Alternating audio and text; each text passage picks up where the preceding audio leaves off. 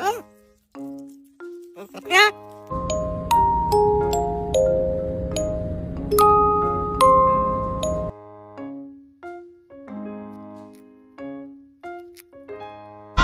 believe in your soul. You've got the